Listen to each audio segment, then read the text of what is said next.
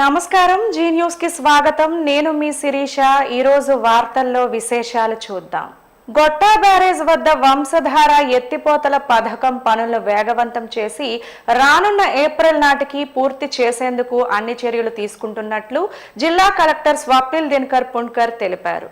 శుక్రవారం ఆయన హిరమండలంలో పర్యటించి జలాశయానికి నీటిని తరలించే ఎత్తిపోతల పనులను క్షేత్రస్థాయిలో పరిశీలించారు. ఈ సందర్భంగా ఆయన మాట్లాడుతూ ఈ పథకానికి సంబంధించిన విద్యుత్ పనులను యుద్ధ ప్రాతిపదికన పూర్తి చేస్తామని, జలాశయం భవిష్యత్తులో జిల్లాకే తలమానికంగా నిలుస్తుందని పేర్కొన్నారు. అంతేకాకుండా హిరమండలం జలాశయ ప్రాంతాన్ని ఒక అద్భుతమైన పర్యాటక కేంద్రంగా తీర్చిదిద్దేందుకు ప్రభుత్వం ప్రత్యేక ప్రణాళికలు సిద్ధం చేస్తోందని ఆయన వెల్లడించారు. జలాశయం ద్వారా ఉద్యాన ప్రాంతంతో పాటు పలు నియోజకవర్గాలకు శాశ్వత మంచినీటి పరిష్కారం లభిస్తుందని కలెక్టర్ ధీమా వ్యక్తం చేశారు. జలజీవన్ మిషన్ ద్వారా ప్రజలకు మంచినీటి ఇబ్బందులు కలగకుండా చర్యలు తీసుకుంటున్నామని, దీనివల్ల పాతపట్నం, టెక్కలి, నరసనపేట నియోజకవర్గాలకు సాగునీటి, మంచినీటి లభ్యత పెరుగుతుందని వివరించారు. ఈ పనులను నిర్ణీత గడువులోగా పూర్తి చేసి ప్రజలకు అందుబాటులోకి తీసుకురావాలని అధికారులను ఆయన ఆదేశించారు. 4 పంప్స్ కెపాసిటీ టోటల్ ఒక 1400 క్యూసెక్స్ ఉంటే మన ఈ రిజర్వాయర్ ఒక 12 టీఎంసీ టు 15 టీఎంసీ వరకు ఫిల్ చేయొచ్చు, అదే వచ్చే వరద బట్టి. సో కాబట్టి ఇది ఒక డ్రీమ్ ప్రాజెక్ట్. మనకి హీరామండలం రిజర్వాయర్ ఎప్పుడూ నిండలేదు. ఈ Hiramandalam lift irrigation scheme complete అయితే ఖచ్చితంగా దీంట్లో వచ్చే వాటర్ మనం స్టోర్ చేస్తాము. ఇక్కడ నుంచి 2 స్కీమ్స్ రన్ అవుతాయి. ఒకటి హీరామండలం నుంచి ఉద్దానం స్కీమ్, వెనకనే ఉద్దానం మెయిన్ పైప్ లైన్ ఉంది. ఇక్కడ నుంచి ఇప్పటికీ ఒక 3 కాన్స్టిట్యుయెన్సీస్కి మనం వాటర్ పంపిస్తున్నాము. వచ్చే ఈ జల్ జీవన్ మిషన్ ద్వారా అండ్ ఉద్దానం ప్రాజెక్ట్ 2 ద్వారా ఫేజ్ 2 ద్వారా ఇంకా 2 కాన్స్టిట్యుయెన్సీస్ యాడ్ అవుతాయి. అంటే పాతపట్నం ఒకటి యాడ్ అవుతుంది, కొంత నర్సన్పేట, టెక్కలి కూడా యాడ్ అవుతుంది. సో కాబట్టి శ్రీకాకుళంకి నిరంతరం ఉన్న ప్రాబ్లం ఈ సబ్ సర్ఫేస్ వాటర్, అలాగే సర్ఫేస్ వాటర్ తీసుకొని మనకి ఈ కిడ్నీ వ్యాధి ఉండొచ్చు, లేకపోతే వేరే ఇంకా గ్రౌండ్ వాటర్ లెవెల్ ఇష్యూస్ ఉండొచ్చు. అదే ఈ స్కీమ్ ద్వారా కంప్లీట్ అంటే పూర్తి మనం చేస్తాం. ఇది కాకుండా ఖచ్చితంగా 2 పంట కూడా మనం తీసుకోవాలి. ఒక పంటకి వాటర్ కూడా కొన్ని చోట్ల సరిపోవట్లేదు.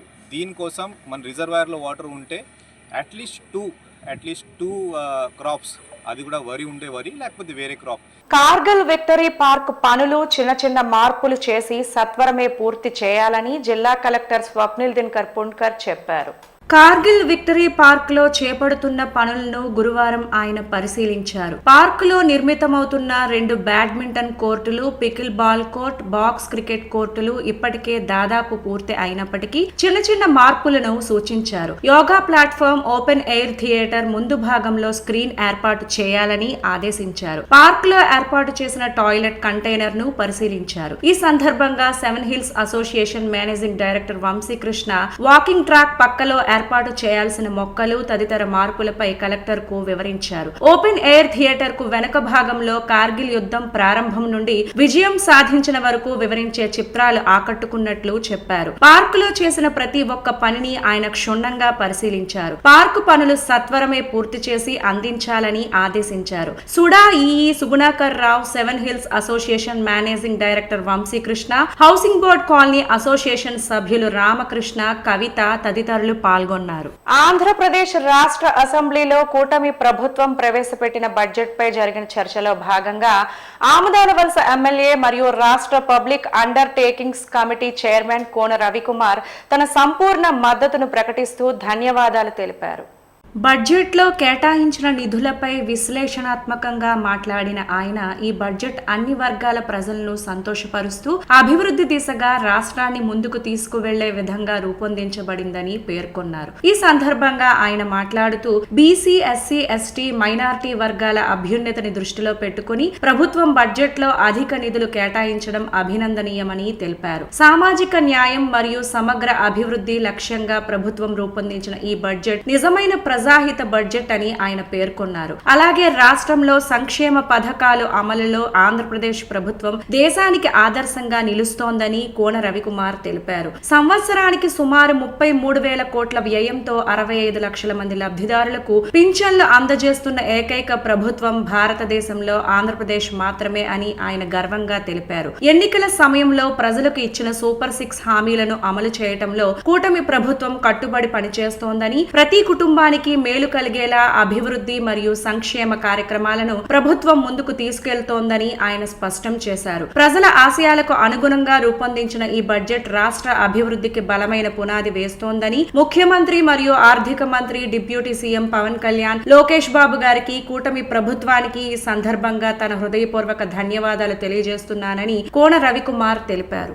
అంతేకాకుండా అధ్యక్ష, తలసరి ఆదాయం జగన్మోహన్ రెడ్డి గారు ముఖ్యమంత్రిగా ఉన్న నాటికి 1,44,000 ఉంటే అధ్యక్ష, ఈరోజు తలసరి ఆదాయం 2,94,000కి ఈరోజు తలసరి ఆదాయం వెళ్ళింది అధ్యక్ష. అంటే ఈరోజు అన్ని రంగాల్లో కూడా అభివృద్ధిని సాధించాం. వ్యవసాయ రంగం ఈరోజు సూపర్ 6 హామీలు అమలు చేస్తున్నాయి. ఈరోజు ఇందాక గౌరవ ఉప ముఖ్యమంత్రి గారు చెప్పారు అధ్యక్ష, పెన్షన్ల కోసం ఏడాదికి 33,000 కోట్ల రూపాయలు, అంటే 5 సంవత్సరాల్లోనే 1,70,000 కోట్ల రూపాయలు ఒక్క పింఛన్ల రూపంలోనే ఈ రాష్ట్రంలో ఉన్నటువంటి ఏడాదికి 65 లక్షల మందికి నిరుపేదలకి అందిస్తున్నటువంటి ప్రభుత్వం అధ్యక్ష. అంటే జగన్మోహన్ రెడ్డి గారు సిద్ధమని చెప్పి సభలు పెట్టి ఆ రోజు చెప్పేవాడు అధ్యక్ష, నేను 1,70,000 కోట్ల రూపాయలు డీబీటీ ద్వారా ఇచ్చారని. అన్ని పథకాలు కలిపితే నువ్వు ఇచ్చావు. ఆ రోజు ఆ ప్రభుత్వం అన్ని పథకాలు కలిపి 1,70,000 కోట్లు ఇచ్చారు. ఈరోజు ఈ కూటమి ప్రభుత్వం చంద్రబాబు నాయుడు గారి నాయకత్వంలో కలిగిన ప్రభుత్వం ఈరోజు ఒకే ఒక్క పింఛన్లలోనే 1,70,000 కోట్ల రూపాయలు పేద ప్రజానీకానికి అందిస్తున్నటువంటి ప్రభుత్వం ఈ కూటమి ప్రభుత్వం అని చెప్పి ఈ సందర్భంగా తెలియజేస్తున్నాను అధ్యక్ష. అంతేకాకుండా అధ్యక్ష, ఈరోజు సూపర్ 6లో కూడా అన్ని వర్గాల వారిని, ఆ రోజు జగన్మోహన్ రెడ్డి ఆటో డ్రైవర్లకు ఇచ్చాడు, ఆటో అన్నా నీకు 10,000 అన్నాడు. ఈరోజు ఈ ప్రభుత్వం 20,000 ఇస్తున్నాం అధ్యక్ష. అలాగే ఎవరైతే మత్స్యకారులు 3 నెలల పాటు వాళ్ళకి వేటకి వెళ్లేదానికి నిషిద్ధమైనటువంటి సమయంలో, ఆ సమయంలో అధ్యక్ష ఈరోజు ప్రతి ఒక్క కుటుంబం 1,20,000 కుటుంబాలు అధ్యక్ష. ఆ రోజు జగన్మోహన్ రెడ్డి గారు కేవలం 80,000 కుటుంబాలకి ఆ రోజు ఆదుకుంటే 10,000 రూపాయలు ఇస్తే ఈరోజు 1,20,000 కుటుంబాలకి 20,000 ఇచ్చి ఆదుకుంటున్నటువంటి ప్రభుత్వం అధ్యక్ష. జాతీయ ఆహార భద్రతా పథకం కింద దేశంలో 85 కోట్ల మంది బడుగు బలహీన వర్గాలకు చెందిన నిరుపేదలకు ఉచిత బియ్యాన్ని అందజేస్తున్నారు. మన రాష్ట్రంలో ఈ పథకం విజయవంతంగా నడుస్తోంది. శ్రీకాకుళం జిల్లాలో ఉన్న 30 మండలాల పరిధిలో సుమారు 22 లక్షల జనాభా ఉండగా ఇందులో 6,57,758 కుటుంబాలకు రేషన్ కార్డులు ఉన్నాయి. వీరికి ప్రతి నెల 9,880 మెట్రిక్ టన్నుల బియ్యాన్ని అందిస్తున్నారు. One nation one ration card అనేది ఆధార్ ఆధారిత పథకం. దీని ద్వారా రేషన్ కార్డు లబ్ధిదారులు దేశంలో ఎక్కడైనా సబ్సిడీ ఆహార ధాన్యాలను పొందే వీలుంది. ఇది ముఖ్యంగా వలస కార్మికులకు ఎంతో ఊతమిచ్చే పథకం అని చెప్పవచ్చు. ప్రధానమంత్రి నరేంద్ర మోడీ సారథ్యంలో కేంద్ర ప్రభుత్వం 2018-19 సంవత్సరాలలో ఈ పథకాన్ని ప్రవేశపెట్టింది. స్వస్థలం నుండి దూరంగా ఉన్న, బ్రతుకు తెరువు కోసం ఏ రాష్ట్రంలో ఉన్నా అక్కడ అందుబాటులో ఉన్న చౌక ధరల దుకాణాల నుండి రేషన్ పొందటానికి అవకాశం ఉంటుంది. శ్రీకాకుళం జిల్లా ఒడిశాను ఆనుకుని ఉండటం వల్ల సరిహద్దు ప్రాంతాలైన పాతపట్నం, ఇచ్చాపురం, మందస, కవిటి, కంచిలి మొదలగు మండలాలకు ఒడిశా రాష్ట్రానికి చెందిన వారు ఉపాధి కోసం వలస వచ్చి స్థిరపడుతున్నారు. కోవిడ్ విపత్కర పరిస్థితుల్లో ఈ పథకం ఎంతగానో దోహదపడింది. నిరుపేదల జీవితాల్లో వెలుగులు నింపేందుకు ఈ పథకం ఎంతో ఉపయోగపడుతుందని చెప్పవచ్చు. శ్రీకాకుళం జిల్లాలో ప్రతి నెల 10వ తేదీలోపు రేషన్ దుకాణాల్లో నిత్యావసర వస్తువుల పంపిణీ అనేది జరుగుతుంది. ఇప్పుడు కేంద్ర ప్రభుత్వం వేరే రాష్ట్రంలో రేషన్ కార్డు తీసుకున్న కుటుంబాలకి మన రాష్ట్రంలో ఎవరైనా రేషన్ తీసుకోవాలంటే వాళ్ళకి వీలు కల్పించే విధంగా కేంద్ర ప్రభుత్వం వన్ నేషన్ వన్ రేషన్ అనే పథకాన్ని ప్రవేశపెట్టింది. ఆ పథకం ప్రకారము ఎవరైనా ఒరిస్సా కానీ, తెలంగాణ కానీ, వేరే ఏ స్టేట్ ఎక్కడ వాళ్ళైనా సరే వాళ్ళకి రేషన్ కార్డు కలిగి ఉండి మన రాష్ట్రంలో నివసించినట్లయితే వాళ్ళకి రేషన్ సప్లై చేయమని ఆదేశాలు ఇవ్వబడ్డాయి. కాబట్టి వాళ్ళ ఆదేశం ప్రకారం, కేంద్ర ప్రభుత్వం ఆదేశం ప్రకారం వాళ్ళకి రేషన్ మనం సప్లై చేస్తున్నాము. ఎస్పెషల్లీ శ్రీకాకుళం జిల్లాలో ఒరిస్సా నుంచి వచ్చిన వాళ్ళు చాలామంది కుటుంబీకులు చాలామంది ఉన్నారు. మన బార్డర్ మండల్స్ ఏమంటే ఇచ్చాపురం, పాతపట్నం, ఈ విధంగా వాళ్ళకి కూడా మనం రేషన్ ఇక్కడ సప్లై చేస్తున్నాము. మనకి ఒరిస్సా అదర్ స్టేట్ తాలూకా కుటుంబీకులు ఎవరైనా ఫ్యామిలీస్ ఉంటే వాళ్ళు ఇప్పుడు కూడా రేషన్ మాకు అందలేదని కానీ ఎటువంటి కంప్లైంట్ అయితే మాకు ఇంతవరకు అందలేదు. వాళ్ళకి రేషన్ మనం సప్లై చేస్తున్నాము. ఇది ప్రధానమంత్రి గారు నరేంద్ర మోడీ గారు ప్రవేశపెట్టిన చాలా మంచి పథకం ఇది. వాళ్ళు అదర్ రాష్ట్రాల నుంచి రేషన్ కార్డు తీసుకున్న పబ్లిక్ ఎవరు కూడా ఇబ్బంది పడకుండా వాళ్ళకి రేషన్ అందేటట్లు ఈ అవకాశాన్ని వారు కల్పించారు. మన స్టేట్ రాష్ట్ర ప్రభుత్వం కూడా వాళ్ళకి ఎటువంటి ఇబ్బంది లేకుండా మన జిల్లాలో అయితేనేమి మన ఆంధ్రప్రదేశ్ రాష్ట్రంలో కూడా అందరికీ ఈ పథకం సక్సెస్ఫుల్గా ఇంప్లిమెంట్ చేస్తున్నాం. డొక్కా సీతమ్మ మధ్యాహ్న బడి భోజన పథకాన్ని స్మార్ట్ కిచెన్ల పేరుతో ప్రైవేట్ సంస్థలకు అప్పగించే ప్రయత్నాలు విరమించుకోవాలి. మినీ ఛార్జీలు, కార్మికులకు వేతనాలు పెంచాలని యూనియన్ జిల్లా గౌరవ అధ్యక్షురాలు అల్లు మహాలక్ష్మి, సిఐటియు జిల్లా ప్రధాన కార్యదర్శి పి తేజేశ్వరరావు, అధ్యక్ష కార్యదర్శులు కె సుశీల, బి ఉత్తర, డిఈఓ ఆఫీస్ వద్ద జరిగిన ధర్నాలో రాష్ట్ర ప్రభుత్వాన్ని డిమాండ్ చేశారు. ఈ సందర్భంగా అల్లు మహాలక్ష్మి మాట్లాడుతూ ఈ పథకంలో పనిచేస్తున్న కార్మికులకు కనీస వేతనాలు, ఇతర సౌకర్యాలు అమలు చేయకపోయినా ఇదే పనిని నమ్ముకొని పనిచేస్తున్న కార్మికులను నట్టేట ముంచే ప్రయత్నం ఆపాలని, డొక్కా సీతమ్మ మధ్యాహ్న భోజన పథకం నిర్వహణ నుండి తప్పుకోవాలని ప్రభుత్వం ఆలోచన చేస్తోందని, ప్రభుత్వ బాధ్యత లేకుండా ప్రైవేట్ సంస్థలకు పథకాలు అప్పగించడం వల్ల, స్మార్ట్ కిచెన్ల వల్ల ఒక చోట వంట చేసి ఇతర ప్రాంతాల్లో స్కూళ్లకు బాక్సుల్లో ఆహార పదార్థాలు పంపించటం వల్ల పిల్లలు వేడివేడి ఆహారానికి దూరం అవుతున్నారని తెలిపారు. ఈ నిర్ణయం ద్వారా ప్రభుత్వం మధ్యాహ్న భోజన పథక నిధులను ప్రైవేట్ స్వచ్ఛంద సంస్థలకు చెల్లిస్తోందని తెలిపారు. అంతేకాక ఇప్పటిదాకా ఈ పథకంలో సేవలను అందిస్తున్న నిరుపేదలైన పేద మహిళలకు ఉన్న ఉపాధిని కూడా కోల్పోతున్నారని వారు వివరించారు. మధ్యాహ్న భోజన పథకం కార్మికులందరికీ స్మార్ట్ కిచెన్ల పేరుతో ఇబ్బందులు గురి చేసే విధానాన్ని వెనక్కి తీసుకోవాలని, కనీస వేతనాలు వెంటనే అమలు చేయాలని చెప్పి, మెనూ ఛార్జీలు పెంచాలి తదితర డిమాండ్లతో రాష్ట్ర వ్యాప్తంగా డిఈఓ కార్యాలయాల దగ్గర కూడా ధర్నాలు నిర్వహించాలని పిలుపులో భాగంగా శ్రీకాకుళం డిఈఓ ఆఫీస్ దగ్గర కూడా ధర్నా చేపట్టడం జరిగింది. ఈరోజు గత 24 సంవత్సరాలుగా స్కూల్లో పిల్లలకి వడ్డిస్తున్నటువంటి మధ్యాహ్న భోజన పథకం కార్మికులకి కేవలం 3,000 రూపాయల వేతనాలు మాత్రం చెల్లిస్తూ వెట్టి చాకిరీ చేస్తుంది. అంటే రోజుకి 100 రూపాయలు వేతనంతో ఆ కార్మికుల కుటుంబాలు ఎలా బ్రతకాలని చెప్పి మేము ప్రశ్నిస్తున్నాం. అందుకని ఈ మధ్యాహ్న భోజన పథకంలో పనిచేసిన కార్మికులందరికీ కూడా కనీస వేతనాలు అమలు చేయాలి, అలాగే మెనూ ఛార్జీలు కూడా పెంచాలి. ఇప్పుడు రాష్ట్ర అసెంబ్లీ బడ్జెట్ సమావేశాలు జరుగుతున్న నేపథ్యంలో ఈ సమావేశాల్లోనే మధ్యాహ్న భోజన పథకం కార్మికులకు సంబంధించిన సమస్యల పరిష్కారానికి ప్రభుత్వం వెంటనే చర్యలు తీసుకోవాలని చెప్పి డిమాండ్ చేస్తున్నాం. ప్రభుత్వం కానీ మధ్యాహ్న భోజన పథకం కార్మికుల సమస్యల పరిష్కారం పట్ల నిర్లక్ష్య వైఖరి కొనసాగించినట్టయితే జిల్లా వ్యాప్తంగా ఉండే మధ్యాహ్న భోజన కార్మికులందరూ కూడా ఆందోళన పడతారని చెప్పి ప్రభుత్వాన్ని హెచ్చరిస్తున్నాం. అట్లాగే ఈ పథకాన్ని ఇప్పటికే ప్రైవేట్ సంస్థలకు ఇచ్చారు. ఈ పథకాన్ని సుప్రీంకోర్టు ఏ లక్ష్యంతో పెట్టిందో దాన్ని తప్పించి ఈరోజు రాష్ట్ర ప్రభుత్వం ప్రైవేట్ వాళ్ళకి ఇస్తూ ఉంది. కాబట్టి ప్రైవేట్ వాళ్ళు నాసిరకం భోజనం తెచ్చి చెత్తకుప్పకి వెళ్ళే పరిస్థితి ఉంది. కాబట్టి ఈరోజు ఈ పథకాన్ని ప్రభుత్వమే నడిపించాలి. ఈ పథకాన్ని ప్రభుత్వం నడిపించకుండా ప్రైవేట్కి ఇవ్వడం చాలా దుర్మార్గం. ఇప్పటికే స్మార్ట్ కిచెన్లు కూడా పెట్టాలని రాష్ట్ర ప్రభుత్వం ఆలోచన చేసింది. ఈ స్మార్ట్ కిచెన్ పెట్టాలనే ఆలోచన రాష్ట్ర ప్రభుత్వం వెంటనే వెనక్కి తీసుకోవాలి. అట్లాగే మధ్యాహ్న భోజన కార్మికులు చనిపోతున్నారు, ప్రమాద బీమా సౌకర్యం లేదు, ప్రమాదంలో చనిపోయే వరకు నష్టపరిహారం కూడా లేదు. నష్టపరిహారం కూడా 20 లక్షలు ఇవ్వాలని చెప్పేసి ఈ ధర్నా సందర్భంగా రాష్ట్ర ప్రభుత్వానికి డిమాండ్ చేస్తున్నాము.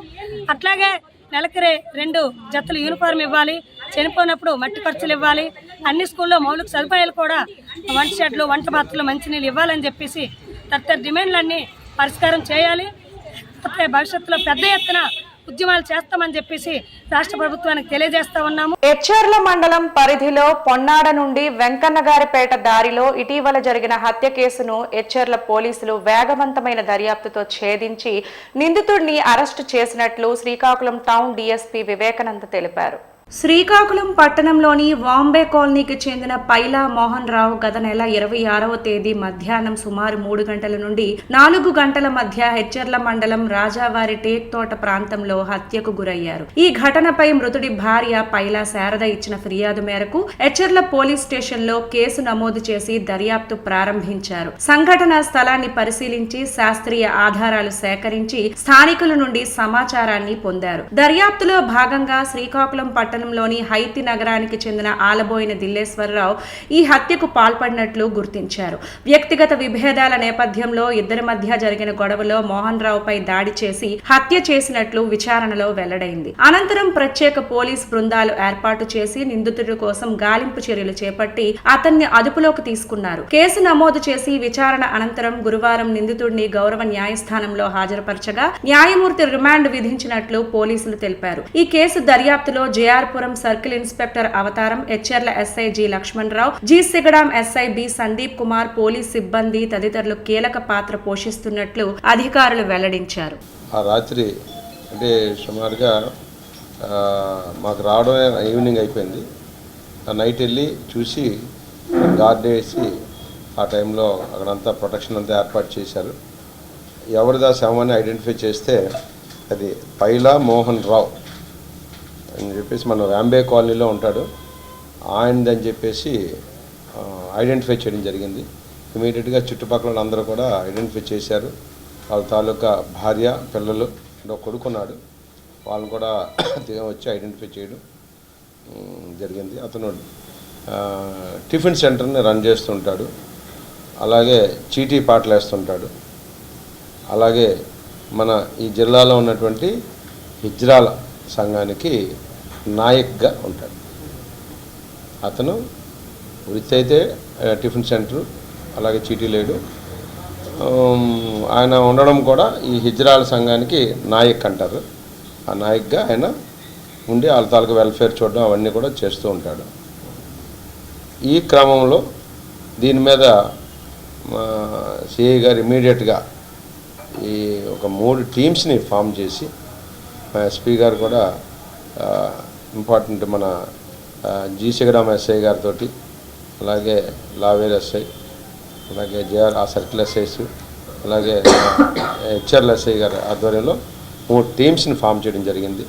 సిఐ గారు వారికి ఉన్నటువంటి నేరస్థల పరిశీలన, టెక్నికల్ ఎవిడెన్స్ తోటి ఇమీడియట్గా నైట్ కంటిన్యూగా హార్డ్ వర్క్ చేయడంతో దాంట్లో మంచి క్లూస్ అయితే మనకు లభించింది.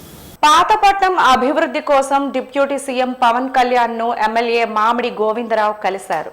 మహేంద్రతనయ నదిపై హైవే బ్రిడ్జిల కోసం పవన్ కళ్యాణ్ కి వినతి పత్రాన్ని అందజేశారు. గిరిజన ప్రాంతాల అభివృద్ధి ధ్యేయంగా నూతన రహదారులు మంజూరు చేయాలని కోరారు. పాతపట్నం మేజర్ పంచాయతీ పరిధిలోని కాపుగోపాలపురం, హరిజన గోపాలపురం, హేమ్లెట్ గ్రామాల ప్రజలు ఎదుర్కొంటున్న రవాణా సమస్యలను వివరించారు. మహేంద్రతనయ నది వర్షకాలంలో ఉప్పొంగినప్పుడు ప్రస్తుతం ఉన్న కాజ్వే పూర్తిగా మునిగిపోవడంతో ప్రజలు, విద్యార్థులు రైల్వే బ్రిడ్జిపై ప్రమాదకరంగా ప్రయాణించాల్సి వస్తోందని తెలియజేశారు.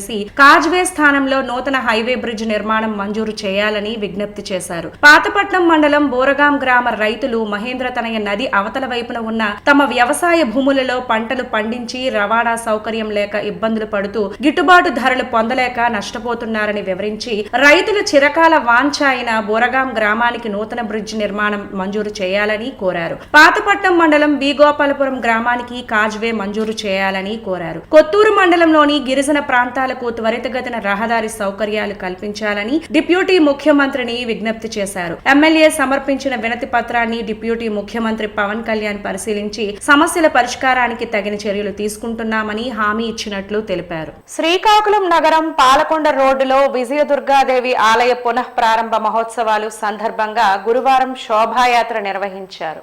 అమ్మవారి విగ్రహాన్ని అలంకరించిన ఎద్దుల వాహనంపై ఊరేగించారు. చిన్న బజార్లో కన్యకా పరమేశ్వరి ఆలయం నుండి జీటీ రోడ్ రహదారి, 7 రోడ్ల కూడలి, పాలకొండ రోడ్డు మీదుగా నానుబాల వీధిలో విజయదుర్గాదేవి ఆలయం వరకు ప్రదర్శన సాగింది. దారి పొడవునా మహిళలు కోలాటమాడారు. ఈ నెల 6 నుండి 10 వరకు విగ్రహ పునఃప్రతిష్ఠోత్సవాలు జరుగుతాయని నిర్వాహక ప్రతినిధులు తెలిపారు. వార్తలు సమాప్తం. మళ్లీ తరువాత బులెటిన్ లో కలుసుకుందాం. నమస్కారం.